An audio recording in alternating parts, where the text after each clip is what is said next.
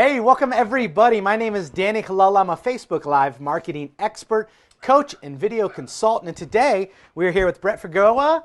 Figueroa. I didn't even ask you how to say it before we went live. Okay. That's okay. I get it slammered all the time. It's yeah, good. you do. It's a lot of letters. But Yeah. Brett, why don't you go ahead and introduce yourself to my audience and what you do. I put a little bit in the title about you being a sales trainer, an executive coach, and a #1 sales person for Tony Robbins. Right. Yeah. So tell everybody about yourself. Yeah, it's a great experience. Welcome, and I appreciate our followers or whoever is with us here this morning. My name is Brett Figueroa. I'm a business coach, a life coach, an executive coach. I've been doing this now for about 25 years. Love it. It always weirds me out. I'm like a quarter of a century. I've been privileged to get to speak with companies, and as you know, I worked with Tony Robbins for about 7 years, trained over 3,000 companies. Had the privilege, what I call privilege, of moving 25 times in 5 years. That's a lot. All over the country. Really, really cool experience, and getting to work with people and help people change their lives.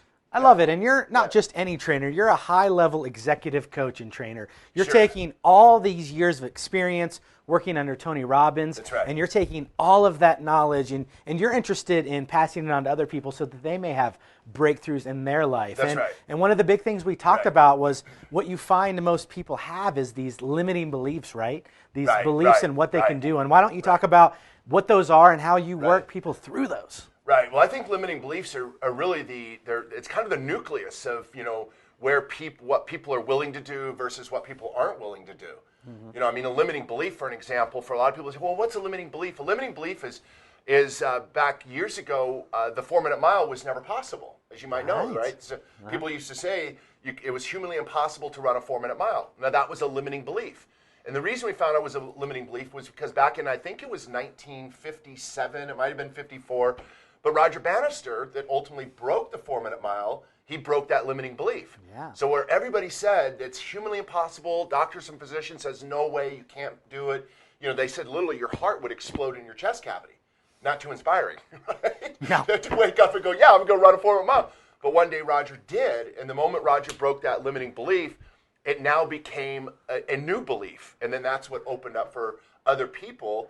Like, for an example, it never was possible until it was possible. And once it was, 1 month later, 37 other people broke the 4-minute mile, which was pretty cool. 37 other people. So at 1 month, it was impossible. And the following month, when somebody showed them it was limiting and they can do it, that's right. 37 people accomplished it the next month. Yeah, it became a new reference point. So before there was no reference point, now there became a new reference point.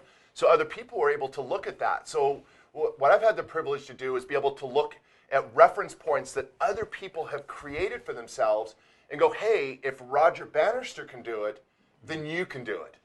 Then you can step into that place if you've got the right passion, commitment, training regimen, whatever it is. But it's really about what people have that limiting belief, the limiting belief about money, the limiting belief about relationships, the limiting belief about what they feel that they're capable of creating. Mm-hmm. So my job really with people is to get them past that limiting belief and into a new empowering belief about what's possible versus what's impossible. I love that. That's my passion. I love that. And while we're live right now, let's do a little brag time. Other people may not know what you've accomplished. They might think it's impossible right now. Yeah. So below, let us know some of the limiting beliefs you at home have overcome and you at home have gotten past so that somebody else may see, okay, somebody else has gotten over that hump. Maybe I can too. Right. Yeah. Yeah, it's important for people to identify what is the limiting belief. The belief of I didn't go to school, or I didn't go to college, so I'm not capable of producing XYZ. I've never made this much money before, so maybe I'll never make that much money. Maybe dad didn't make that much money. Maybe granddad didn't make that much money. Mom, dad. So we kind of take that as that's what's possible until we find a new reference point and create a new possibility for ourselves. I love that. So identifying our limiting beliefs is really probably the most important thing. Because most people don't identify it, they just live those limiting beliefs. Once we identify it, then we can change that. Yeah, and why don't you quickly share that story about the mortgage guy you worked with and the results you were able to get with him? Oh, that was really cool. He's actually, I was sharing with with Danny here just a short bit ago. The person that wrote the foreword to my book, his name is Philip Mahone. He wrote the foreword to one of my books, but it was cool because he'd been in the business for 17 years. As a mortgage originator in the business, 17 years. He was doing about 8 or 9 deals a month consistently. He had 21 people underneath him, married 17 years to his wife. He had 3 children. He coached one of his kids basketball 6 nights a week. He's a very busy guy.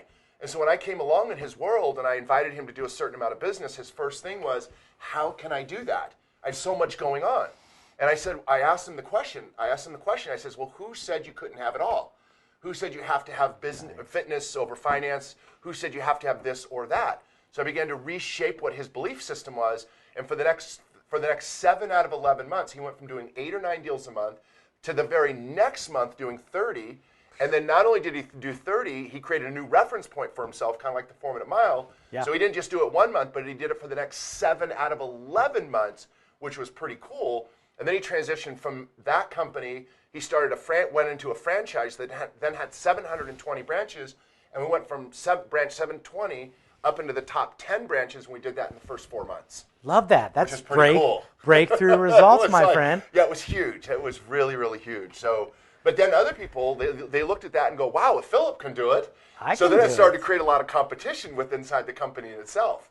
I love that. Which was really neat. Yeah. So it sparked growth in everybody in that organization. Yeah. One person can be that growth point. One person could be that growth point. The same way when I was with Tony, and I was sharing with you how I started with Tony back in 1995. I showed up at his office unannounced one day. I had no job, no money, no car.